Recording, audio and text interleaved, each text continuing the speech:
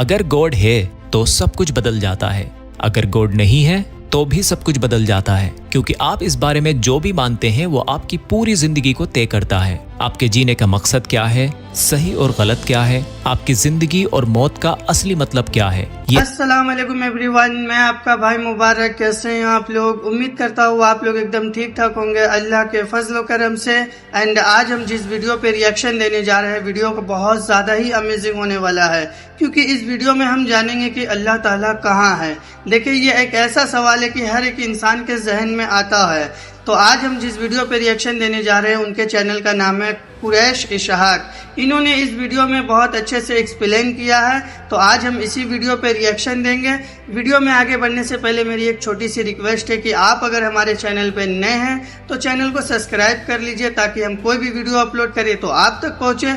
बिना time waste किए हम वीडियो को करते हैं स्टार्ट। बस एक सेकंड के लिए रुकिए। अभी इसी वक्त जब आप मुझे सुन रहे हो, आपके सीने के अंदर एक दिल धड़क रहा है, बिना आपकी मर्जी के, बिना आपके कंट्रोल के। ये दिल ना तो किसी स्विच पर चलता है, ना किसी बैटरी से, और ना किसी एक्सटर्नल पावर सोर्स से। रात की सबसे गहरी नींद में भी जब आप बिल्कुल बेहोश होकर सोए होते हैं, ये जागता रहता है। हजारों दिनों से, हजारों सालों से ये एक पल के लिए भी नहीं रुका, एक बार भी अपना धड़कना नहीं भूला। ये वो ऑटोनॉमिक नर्वस सिस्टम का हिस्सा है जो आपके कॉन्शियस माइंड से बिल्कुल अलग अपने आप चल रहा है। एक ऐसा इंटेलिजेंट सेल्फ रेगुलेटिंग मैकेनिज्म जो हर सेकंड आपकी जिंदगी को मेंटेन कर रहा है। आपकी सांसें चल रही हैं, लंग्स हवा से ऑक्सीजन फिल्टर कर रहे हैं। आपने इस सिस्टम को ऑन करने के लिए कोई स्विच नहीं दबाया, कोई इंस्ट्रक्शन नहीं दी, कोई सेटिंग नहीं बदली। ये खुद चल रहा है जैसे किसी ने इसकी प्रोग्रामिंग की हो। एक ऐसा सेल्फ सस्टेनिंग मैकेनिज्म जो हर सेकंड आपकी जिंदगी को संभाल रहा है।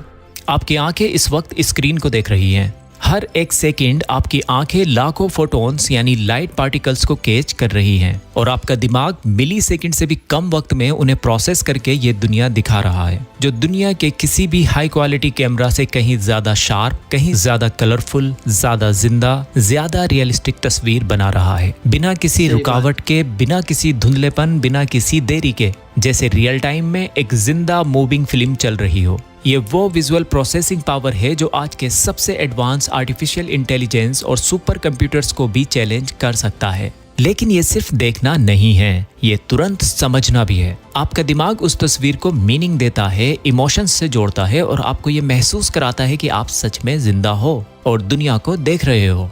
ये जमीन अभी भी लगभग 16 पर आवर की तेज रफ्तार से अपने एक्सिस पर घूम रही है, और इक्वेटर के पास ये स्पीड और भी ज्यादा है। फिर भी आपको एक हल्का सा झटका महसूस नहीं होता, एक छोटी सी वाइब्रेशन भी नहीं। क्यों? क्योंकि हम इस कांस्टेंट मोशन के साथ परफेक्ट इनर्शिया और ग्रेविटी के बैलेंस में हैं। ये जमीन न सिर्फ घूम रही है, बल्कि लगभग 1,07,000 किलोमीटर पर आवर की स्पीड से अपने सन के चारों तरफ चल भी रही है, और ये पूरा सोलर सिस्टम गैलेक्सी के सेंटर के चारों तरफ घूम रहा है। सब कुछ इतना परफेक्टली सिंक्रोनाइज्ड और बैलेंस्ड है कि हमें कुछ भी फील नहीं होता। तो ये सिर्फ फिजिक्स नहीं है, ये कुछ ऐसी इंटेलिजेंस है जो अपने पीछे किसी के होने का सबूत देती है, जो हर चीज को एक इनविजिबल फ्लॉलेस बैलेंस में रखता है। इस वक्त सिर्फ हमारी मिल्की वे गैलेक्सी के अंदर 200 बिलियन से ज्यादा सितारे चमक रहे हैं, और हर सितारा अपनी एक परफेक्ट ऑर्बिट में अपनी एक एग्जैक्ट स्पीड पर है। और पूरी ऑब्जर्वेबल यूनिवर्स में ऐसी 2 ट्रिलियन से ज्यादा गैलेक्सीज हो सकती हैं। हर गैलेक्सी में अरबों खरबों तारे हैं, हर एक तारा अपने कोर्स पर है, कोई किसी से नहीं टकराता, कोई किसी का रास्ता नहीं रोकता। सब कुछ एक अजीब सी लाजवाब खामोशी और परफेक्ट बैलेंस के साथ चल रहा है, जैसे किसी ने पूरे यूनिवर्स को एक ग्रांड डिजाइन के मुताबिक बनाया हो, और फिर उसको एक ऐसे इटरनल लॉ के अंदर छोड़ दिया हो जो कभी नहीं टूटता। तो ये दिल, ये सांसें, ये आंखें, ये जमीन, ये पूरा यूनिवर्स, ये सब परफेक्ट, इंटेलिजेंट और फ्लॉलेस तरतीब के साथ चल रहा है। तो कौन है इस मास्टर डिजाइन के पीछे? कौन है जो इस सब को कंट्रोल कर रहा है, बिना दिखे, बिना छुए और बिना किसी रुकावट के? और यही वो सवाल है जो फिलोसोफर्स ने सेंचुरीज तक डिस्कस किया, वो सवाल जो साइंटिस्ट ने लैब में ढूंढा, वो सवाल जो बच्चे पूछ लेते हैं और बड़े जवाब नहीं दे पाते। वेयर इज गॉड, यानी अल्लाह कहाँ है? अस्सलाम वालेकुम वरहमतुल्लाहि वबरकातुहू। अल्लाह कहाँ है? ये सिर्फ एक रिलीजियस सवाल नहीं है, ये एग्जिस्टेंस का सबसे बड़ा सवाल है। अगर गॉड है तो सब कुछ बदल जाता है, अगर गॉड नहीं है तो भी सब कुछ बदल जाता है, क्योंकि आप इस बारे में जो भी मानते हैं वो आपकी पूरी जिंदगी को तय करता है। आपके जीने का मकसद क्या है, सही और गलत क्या है, आपकी जिंदगी और मौत का असली मतलब क्या है, ये सब इसी एक सवाल पर टिका है। बहुत बार जब ये सवाल उठता है अल्लाह कहाँ है, तो दो एक्सट्रीम रिएक्शंस आते हैं। पहला रिएक्शन, कुछ रिलीजियस लोग बोल देते हैं ये सवाल करना ही गुनाह है, गलत है, ये सोचना ही बेअदबी है, और कॉन्वर्सेशन बंद कर देते हैं। दूसरा रिएक्शन, कुछ एथियस्ट लोग बोल देते हैं अल्लाह है ही नहीं, या तो साबित करो वरना मानो नहीं है, और फिर वो भी सुनना बंद कर देते हैं। ये दोनों ही रिएक्शंस गलत हैं। इस्लाम में सवाल करने की पूरी आज़ादी है। इस्लाम सवाल करने से नहीं रोकता, बल्कि उसको एनकरेज करता है, बढ़ावा देता है। कुरान में बहुत सी जगहों पर लफ्ज अकल यानी रीजन और लॉजिक का जिक्र आता है। कुरान बार बार आपसे पूछता है अफला ताकिलून, क्या तुम अकल से काम नहीं लेते? तो जिस अल्लाह ने अकल दी उसी ने इसे इस्तेमाल करने का हुक्म भी दिया। तो डाउट अगर ऑनेस्ट हो तो वो ट्रूथ की तरफ पहला कदम है। अब चलते हैं उस सवाल की तरफ, अल्लाह कहाँ है? इसका जवाब देने से पहले एक और सवाल, क्या ये सवाल सही तरह पूछा गया? जब हम पूछते हैं कि गॉड कहाँ है तो हम एज्यूम कर रहे होते हैं कि गॉड कोई फिजिकल चीज है जो कोई फिजिकल स्पेस ऑक्यूपाई करता है। जैसे मैं पूछ सकता हूँ कि वाटर कहाँ है या स्टार्स कहाँ हैं, क्योंकि इनका एक फिजिकल वजूद है, इनकी यूनिवर्स में एक फिक्स्ड लोकेशन होती है। लेकिन, और ये फंडामेंटल पॉइंट है, अगर गॉड है तो वो इस यूनिवर्स का हिस्सा कैसे हो सकता है? क्योंकि क्रिएटर अपनी क्रिएशन का हिस्सा नहीं होता। जैसे एक पेंटर अपनी पेंटिंग के अंदर नहीं रहता, या जैसे एक ऑथर एक नोवेल के अंदर नहीं घुस जाता, वो किताब से बाहर होता है। तो अल्लाह कहाँ है, इसका जवाब ढूंढने से पहले हमें ये समझना होगा कि एक्चुअल में अल्लाह कौन है, उसकी रियलिटी क्या है। जब हम ये समझ जाएंगे तब हमें क्लियर होगा कि उस पर ये कहाँ वाला कॉन्सेप्ट अप्लाई होता भी है या नहीं। चलिए अब हम इस सवाल को और गहराई से देखते हैं। क्या ये सब बिल्कुल ऐसे ही बिना किसी क्रिएटर के बन सकता है? आप और मैं, ये दुनिया, ये यूनिवर्स? देखिए, ये सिर्फ रिलीजियस बिलीफ नहीं है, ये कोल्ड हार्ड लॉजिक है। तो मैं यहाँ एक ऐसी आर्गुमेंट की शुरुआत करना चाहता हूँ जो इतनी पावरफुल है कि दुनिया के टॉप फिलोसोफर्स ने इसको सीरियसली लिया है और आज भी लेते हैं। इसे कहते हैं द कॉस्मोलॉजिकल आर्गुमेंट। ये सुनने में बहुत सिंपल है, लेकिन इसका लॉजिक इतना स्ट्रॉन्ग है कि इसका कोई तोड़ नहीं है। इस फिजिकल दुनिया में जो भी चीज एग्जिस्ट करती है उसके वजूद में आने के पीछे एक कॉज यानी एक वजह जरूरी होती है। ये गिलास यहाँ है क्योंकि किसी ने इसे बनाया है। ये मोबाइल फोन आपके पास है क्योंकि किसी ने इसे बनाया है। ये बिल्डिंग खड़ी है क्योंकि इंजीनियर्स ने इसे बनाया है। ये गैलेक्सी है क्योंकि मैटर ने ग्रेविटी के जरिए एक प्रोसेस फॉलो किया है। तो सिंपल सा रूल है कि हर इफेक्ट के पीछे एक कॉज होता है, एक वजह होती है, और ये साइंस की फाउंडेशन है, बुनियाद है। क्योंकि ये लॉजिक का बेसिक रूल है, कोई भी सीरियस थिंकर, चाहे वो एथियस्ट ही क्यों ना हो, इस फैक्ट को डिनाई नहीं कर सकता। तो अब जरा सोचिए, ये पूरी यूनिवर्स, क्या इसके वजूद में आने का भी कोई कॉज था, कोई वजह थी, या ये बस खुद से बिना किसी वजह के अचानक अपीयर हो गई?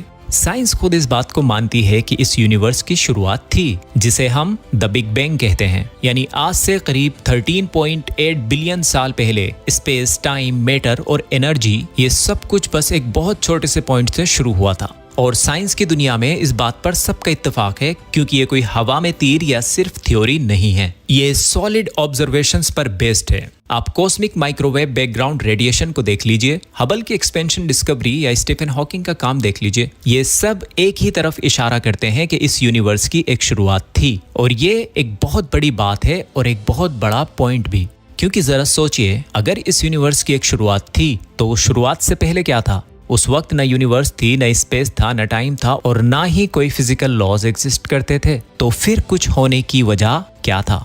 अब इस पॉइंट पर आकर जो लोग गॉड को नहीं मानते, उनके पास इस सवाल का क्या जवाब बचता है? कुछ लोग बड़ी आसानी से कह देते हैं कि इसका कोई कॉज नहीं है, यानी कोई वजह नहीं है, यूनिवर्स बस अचानक बन गई। लेकिन अगर हम रैशनली सोचें तो ये साइंस नहीं है, ये बिना किसी सबूत के कुछ मान लेना है, और इसे ही तो ब्लाइंड फेथ कहते हैं। फिर कुछ लोग मल्टीवर्स की थ्योरी देते हैं कि कोई दूसरी यूनिवर्स रही होगी जिससे ये वाली यूनिवर्स निकल कर आई है। लेकिन ये जवाब भी बात को खत्म नहीं करता, सवाल अभी भी वही है, सिर्फ एक कदम पीछे ले जाता है। यानी फिर उस दूसरी यूनिवर्स का कॉज क्या था, वो कहां से आई? अच्छा, यहाँ पर कुछ लोग साइंस का हवाला देकर कहते हैं कि क्वांटम मैकेनिक्स में तो पार्टिकल्स बिना कॉज के बन जाते हैं, यानी बिना किसी वजह के बन जाते हैं। पर एक्चुअल रियलिटी ये है कि वो क्वांटम फ्लक्चुएशंस उसी स्पेस और उसी लॉस के अंदर होते हैं जो पहले से मौजूद है। वो किसी एब्सोल्यूट नथिंगनेस या शून्य से निकलकर नहीं आते। तो हम इस कंक्लूजन पर पहुंचते हैं जो इनएस्केपेबल है। कोई चीज ऐसी होनी चाहिए जो अनकोज्ड हो, जो इटरनल हो, जो टाइम के पार हो, जो फिजिकल यूनिवर्स के बाहर हो और जिसमें इतनी पावर हो कि पूरी कायनात यानी 2 ट्रिलियन गैलेक्सीज, हर एक में billions of stars, dark matter, dark energy, space time fabric, ये सब कुछ प्रोड्यूस करने की ताकत हो पूरी फाइन ट्यूनिंग के साथ। तो बात यहाँ पर आती है कि जिसने इस पूरी यूनिवर्स को बनाया है उसे किसी ने नहीं बनाया, वो सबका क्रिएटर है और वही सबसे पहला कॉज है। इसीलिए फिलॉसफी में उसे अनकोज्ड फर्स्ट कॉज कहा जाता है, यानी एक ऐसी शुरुआत जिसके पीछे कोई और शुरुआत नहीं है। और यही वो पॉइंट है जहां कुरान उन लोगों से ये सवाल करता है जो डाउट में हैं। सूरह तूर आयत 25 में अल्लाह ताला इरशाद फरमाते हैं, क्या ये लोग खुद से बिना किसी चीज के पैदा हो गए हैं या ये खुद अपने आप के क्रिएटर हैं? अब ये कुरान का एक बहुत आसान और लॉजिक पर बेस्ड क्वेश्चन है जो अल्लाह ने पूछा है और यही वो सवाल है जो 1400 साल से फिलॉसफी में डिस्कस होता है। क्या तुम खुद से बन गए हो या क्रिएट हो गए हो? क्या तुमने खुद को बनाया है? दोनों ही इम्पॉसिबल हैं। तो फिर हमारे होने के लिए एक क्रिएटर का होना भी जरूरी है। हम नहीं होते तो ये सवाल नहीं होता, हम हैं तो ये अपने आप में आंसर है कि एक क्रिएटर है। एक और जगह अल्लाह ताला सूरह आल इमरान आयत 190 में इरशाद फरमाते हैं, बेशक आसमान और जमीन के बनाने में और रात और दिन के आने जाने में अकल वालों के लिए निशानियां हैं। अब यहाँ अल्लाह क्लियरली मेंशन कर रहे हैं कि अकल वालों के लिए इसमें निशानियां हैं, यानी वो लोग जो समझने की कोशिश करते हैं, जो आंखें खोलकर ऑब्जर्व करते हैं और दिमाग लगाते हैं। ऐसे लोगों के लिए ये यूनिवर्स किसी और आर्ग्यूमेंट की मोहताज नहीं है। ये यूनिवर्स खुद एक आर्ग्यूमेंट है, एक निशानी है। और ये आर्ग्यूमेंट्स कोई इमोशनल स्टोरी पर बेस्ड नहीं है। ये वो लॉजिकल पिलर्स हैं जो आज की दुनिया के टॉप फिलोसोफर्स जैसे विलियम लेन, एल्विन प्लेंटिंगा और बहुत से नॉन मुस्लिम थिंकर्स एक्सेप्ट करते हैं। एथिज्म को यहाँ डिफेंड करने के लिए बहुत बड़ी फेथ चाहिए। ये फेथ कि यूनिवर्स खुद से बन गया, खुद से फाइन ट्यून्ड हो गया, यानी फिजिक्स के सारे लॉज खुद से बन गए और खुद से इसने कॉन्शियस बीइंग्स को पैदा कर लिया। इस्लाम इस पॉइंट पर कहता है कि ये सब इम्पॉसिबल है बिना एक क्रिएटर के। तो अब जब हमने ये लॉजिकली प्रूफ कर लिया है कि गॉड का वजूद होना जरूरी है, तो अगला सवाल ये है कि वो गॉड कहाँ है, उसके बारे में इस्लाम क्या कहता है? क्या वो क्रिएशन के अंदर है? क्या वो हर जगह फैला हुआ है? क्या वो क्रिएशन से बिल्कुल अलग और ऊपर है? इस्लाम इस सवाल का जवाब बहुत क्लियर, बहुत प्रिसाइज और बहुत ही बैलेंस तरीके से देता है। ये जवाब ना तो किसी फिलोसफी की बुक से लिया गया है और ना ही किसी मॉडर्न थिंकर ने इसे इन्वेंट किया है। ये जवाब कुरान पाक और रसूलुल्लाह सल्लल्लाहु अलैहि वसल्लम की सुन्नत से आया है और पहले 300 सालों से सबसे बड़े स्कॉलर्स ने इसको वैसे ही समझा और कन्वे किया जैसे आज हम समझ रहे हैं। इस्लाम में अल्लाह बेमिसाल है, वो बिल्कुल यूनिक है, उस जैसा कोई दूसरा नहीं है। और अल्लाह की सबसे परफेक्ट डेफिनेशन कुरान की सूरह इखलास में मिलती है, जिसे अल्लाह को समझने के लिए सबसे बड़ी फाउंडेशन माना जाता है। कुल हुवल्लाहु अहद, कहो वो अल्लाह सिर्फ एक है। अल्लाहुस समद, अल्लाह अस-समद है, यानी वो बेनियाज है, वो किसी का मोहताज नहीं है बल्कि पूरी कायनात उसकी मोहताज है। लम यलिद वलम यूलद, ना उसने किसी को जन्म दिया है और ना वो किसी से पैदा हुआ है। वलम यकुल्लाहु कुफुवन अहद, और पूरी यूनिवर्स में कोई उसके बराबर नहीं है, कोई उसके जैसा नहीं है। ये 4 छोटी आयतें ये अल्लाह की कंप्लीट थियोलॉजिकल डेफिनेशन है। वो अहद है, singularly one, not one of many, not one but with parts, absolutely uniquely one. वो समद है।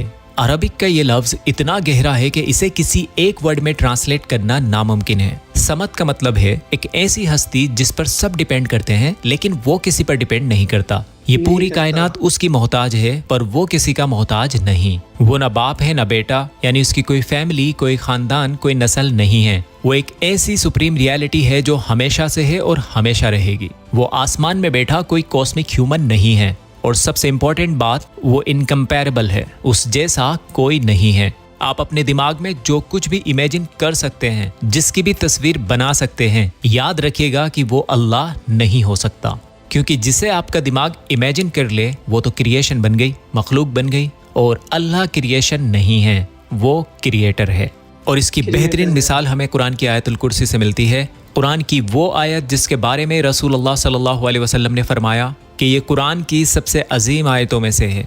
अल्लाह, उसके सिवा कोई माबूद नहीं, वो जिंदा है, सबको थामने और कायम रखने वाला है, उसे ना ऊँग आती है न नींद, जो कुछ आसमानों और जमीन में है सब उसी का है। कौन है जो उसकी इजाजत के बिना उसके सामने सिफारिश कर सके? जो कुछ उनके आगे और पीछे है वो सब जानता है, और वो उसके इल्म में से किसी चीज का इहाता नहीं कर सकते मगर जितना वो चाहे। उसकी कुर्सी आसमानों और जमीन को घेरे हुए है और उनकी हिफाजत उसे नहीं थकाती, और वही सबसे बुलंद और सबसे अजीम है। सूरह बकरा आयत 255। तो ये सिर्फ एक रिलीजियस टेक्स्ट या आयत नहीं है, ये अपने आप में एक फिलोसॉफिकल मास्टरपीस है। न उसे ऊँग आती है न नींद, यानी अल्लाह को आराम की जरूरत नहीं है, वो कभी थकता नहीं है। वो एक ऐसी ताकत है जो पूरी कायनात को हर पल हमेशा थामे हुए है। उसकी कुर्सी आसमान और जमीन को घेरे हुए है। तो यहाँ कुर्सी का मतलब कोई बैठने वाली फिजिकल चेयर नहीं है, ये एक सिंबल है उसकी बादशाहत का, उसकी नॉलेज, उसके इल्म का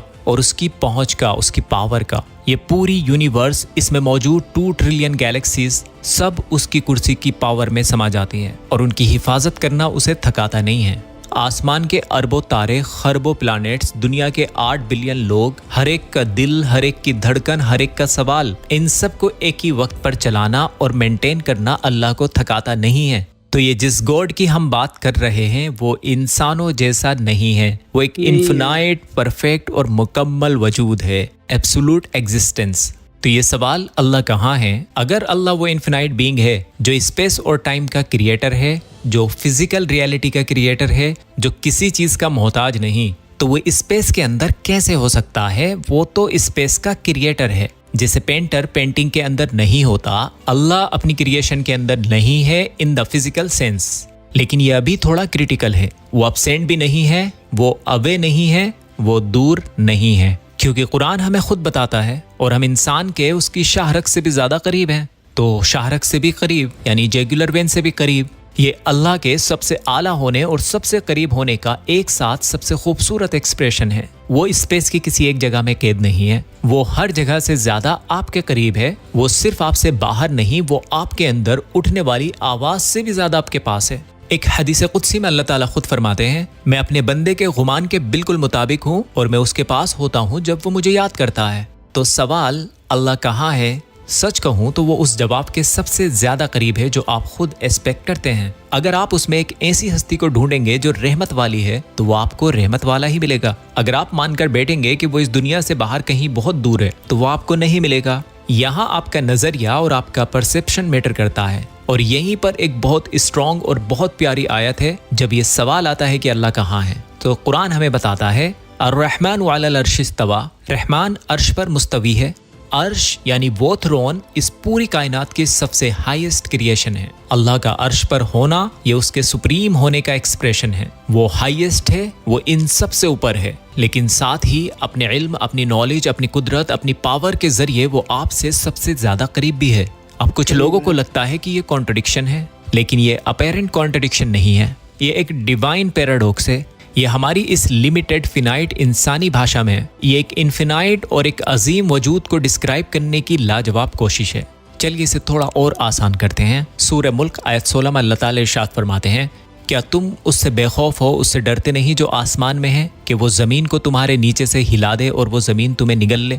यहाँ भी फिस समाई यानी आसमान में का लफ्ज इस्तेमाल हुआ है। ये रिपीटेडली बताता है कि अल्लाह अपनी जात के हिसाब से ऊपर है, लेकिन अल्लाह की सिफात बहुत बड़ी है। लेकिन यहाँ एक बहुत इंपॉर्टेंट बैलेंस भी है। कुरान कहता है, और वो तुम्हारे साथ है जहां भी तुम हो। तो क्या ये कॉन्ट्रडिक्शन है? बिल्कुल नहीं, क्योंकि ये विटनेस जात नहीं है, बल्कि इल्मी और कुदरती और बसरी है। मतलब अल्लाह का इल्म, उसकी कुदरत, उसकी पावर, उसकी नज़र हर जगह मौजूद है। वो तुम्हारे सीने के अंदर जो दिल है उसकी धड़कनों से भी वाकिफ है, और वो तुम्हारी शाहरग से भी ज्यादा तुम्हारे करीब है, अपनी पावर में, अपनी कुदरत में, लेकिन फिजिकली नहीं। ये उसकी पावर है, उसकी कुदरत है। देखिए, इसे और बेहतर समझने के लिए अल्लाह ने खुद एक लाजवाब मिसाल दी है कुरान में। अल्लाह आसमानों और ज़मीन का नूर है, और उसके नूर की मिसाल ऐसी है जैसे एक ताक हो जिसमें एक चिराग रखा हो, वो चिराग एक शीशे के अंदर हो और वो शीशा ऐसा चमकता हो जैसे मोतियों जैसा रोशन सितारा। वो चिराग जैतून के एक मुबारक दरख्त के तेल से जलाया जाता हो जो न मशरिक का हो न मगरिब का। उसका तेल इतना खालिस है कि अगर आग उसे ना भी छुए तब भी वो रोशन हो जाए। ये नूर के ऊपर नूर है। अल्लाह जिसे चाहता है अपने नूर की हिदायत देता है। देखिए ये मिसाल बहुत पावरफुल है। चिराग एक जगह पर है जैसे अल्लाह अपनी जात से ऊपर अर्श पर है, लेकिन उसकी रोशनी हर तरफ फैली हुई है, हर कोने में हर अंधेरे में पहुंच रही है। बिल्कुल इसी तरह अल्लाह की जात ऊपर अर्श पर है, लेकिन उसका इल्म, उसकी कुदरत, उसकी हिदायत, उसकी पावर, उसकी नज़र हर जगह पहुंच रही है। ये नूर पर नूर की मिसाल बताती है कि अल्लाह की क्लोजनेस क्रिएशन के अंदर मिक्स होने से नहीं बल्कि उसके इन्फिनाइट नॉलेज और पावर से है। और ये तौहीद की हिफाजत भी करती है। अल्लाह क्रिएशन का हिस्सा नहीं बन जाता। तो ये अकीदा सिर्फ थ्योरी नहीं है, ये हमारी जिंदगी को असरअंदाज करता है। जब आप समझ जाते हैं कि अल्लाह आसमानों के ऊपर अर्श पर है तो आपको पता चलता है कि वो दुनिया के हर प्रेशर, हर प्रॉब्लम से ऊंचा है, फिर भी वो तुम्हारे पास है। तुम अकेला महसूस करते हो, वो जानता है। तुम परेशान होते हो, वो देखता है। तुम्हें कोई सुन नहीं रहा लेकिन वो तुम्हें सुन रहा है। ये अकीदा इंसान को अल्लाह पर तवक्कुल सिखाता है, उससे मोहब्बत सिखाता है और उससे डर भी सिखाता है।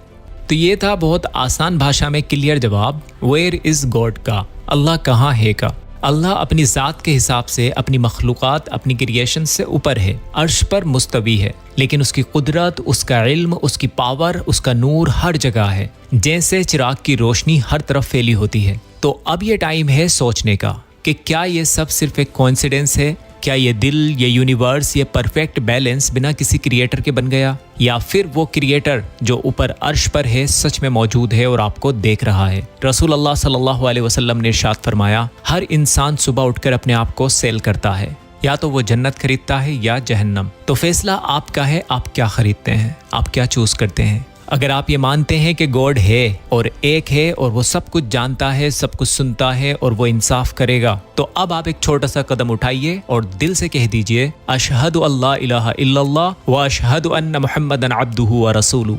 ये सिर्फ कलमा नहीं है, ये वो दरवाज़ा है जो आपको उस क्रिएटर से डायरेक्टली जोड़ देता है जो आपकी हर दुआ सुन रहा है।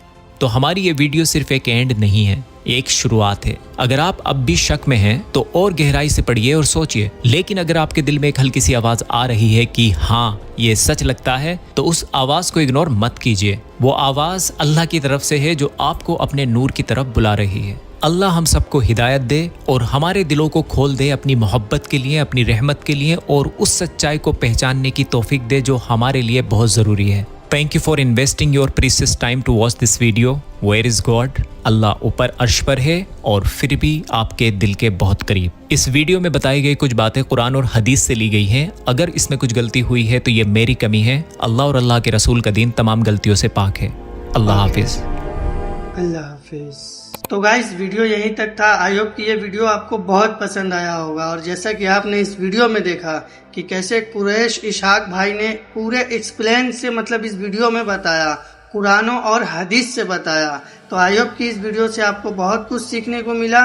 और आपको ये वीडियो पसंद आया है तो एक प्यारा सा कमेंट ज़रूर कीजिएगा। मिलते हैं किसी नेक्स्ट टॉपिक पे, तब तक के लिए अल्लाह हाफिज़। और हमारे चैनल को सब्सक्राइब भी कर लीजिएगा।